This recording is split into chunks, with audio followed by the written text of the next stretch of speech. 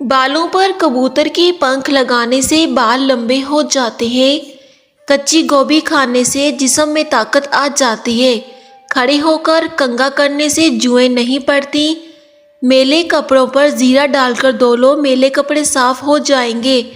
ایک ٹانگ پر کھڑا رہنے سے قبض کھل جاتی ہے۔ مولی کا سالن کھانے سے دانت مضبوط ہوتے ہیں۔ بواسیر ہونے پر خارش ہو جائے تو بڑی الائچی کھا لو، خارش نہیں ہوگی۔ کپڑوں پر کالے دھبے لگ جائیں تو لیموں سے دھوئیں، کالے دھبے ختم ہو جائیں گے۔ ٹھنڈی روٹی کھانے سے دماغ تیز ہوتا ہے۔ جو عورتیں الٹا ہو کر سوتی ہیں ان میں بد اخلاقی کی علامات پائی جاتی ہے۔ اگر بد ہضمی ہو گئی ہے تو 3 گلاس ٹھنڈا پانی پینے سے آرام آ جاتا ہے۔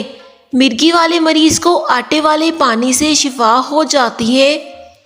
روٹی کے چھوٹے چھوٹے لقمے بنا کر کھانے سے آپ کا ہاضمہ کبھی خراب نہیں ہوگا۔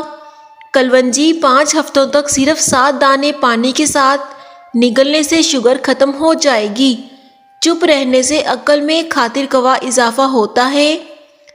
زیتون کو ابال کر پینے سے ناخن بڑے نہیں ہوتے۔ مور کے پر سر پر لگانے سے بال سفید نہیں ہوتے۔ نمکین پانی سے ناخن دھونے سے ناخن نرم ہو جاتے ہیں۔ میٹھی چیزیں خوبصورتی کی دشمن ہوتی ہیں۔ آدھی رات کو اٹھ کر بیٹھ جانے سے دماغ تیز ہوتا ہے۔ سنترے کا رس تل کے نشان پر لگاؤ تو تل کے نشان مٹ جائیں گے۔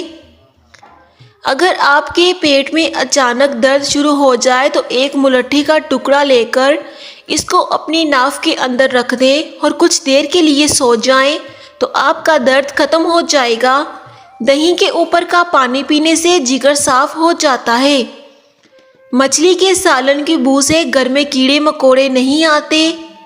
تھوڑا سا کیسٹر آئل ہتھیلی پر لے کر چھائیوں پر مساج کریں، چند دنوں میں چھائیاں مدھم پڑنے لگیں گی۔ کڑوی چیزوں میں شفا ہوتی ہے۔ پسا ہوا کالا نمک نیم گرم پانی کے ساتھ کھائیں، پیٹ درد میں فوری آرام آ جائے گا۔ انگور کھانے سے گردے میں پتھری ختم ہو جاتی ہے۔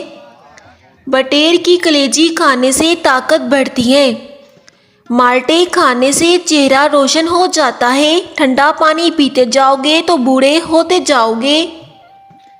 جو عورت بطخ کا گوشت کھائے گی اس عورت کے بدن کی جلد کبھی لٹکے گی نہیں، یعنی وہ عورت کبھی بوڑھی نہیں ہوگی۔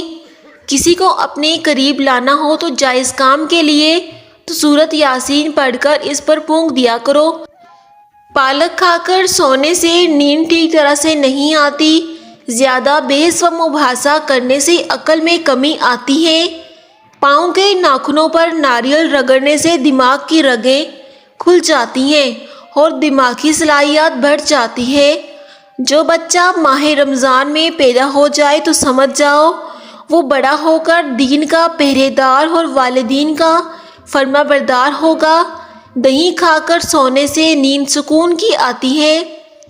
کریلے کی خوشبو سونگھنے سے سانس کی بیماریاں ختم ہو جاتی ہیں۔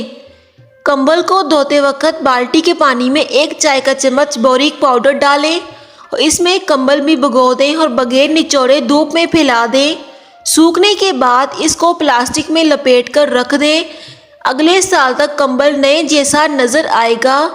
گھر سے باہر نکلتے وقت آیت الکرسی پڑھ لیا کرو، آفتیں دور رہیں گی۔ سر میں زیادہ جوئیں ہوں تو سر میں سرسوں کے تیل میں چند قطرے ناریل کے تیل کے ڈال کر سر پر لگانے سے جوئیں ختم ہو جاتی ہیں۔ دل کی بیماریوں سے بچنا چاہتے ہو تو روزانہ 1 پیاز کاٹ کر کھا لیا کرو، اس سے دل کی دھڑکن نارمل ہوتی ہے۔ پانی پی کر نہانے سے فالج ہو جاتا ہے۔ جسم میں نہانے کے بعد باوجود بدبو آئے تو نہانے سے قبل بدن پر عرق چنبیلی لگا کر نہایا کرو، بدن میں بدبو آنا بند ہو جائے گی۔ پیپل کا پتا منہ پر رکھ کر سونے سے منہ کے دانے ختم ہو جاتے ہیں۔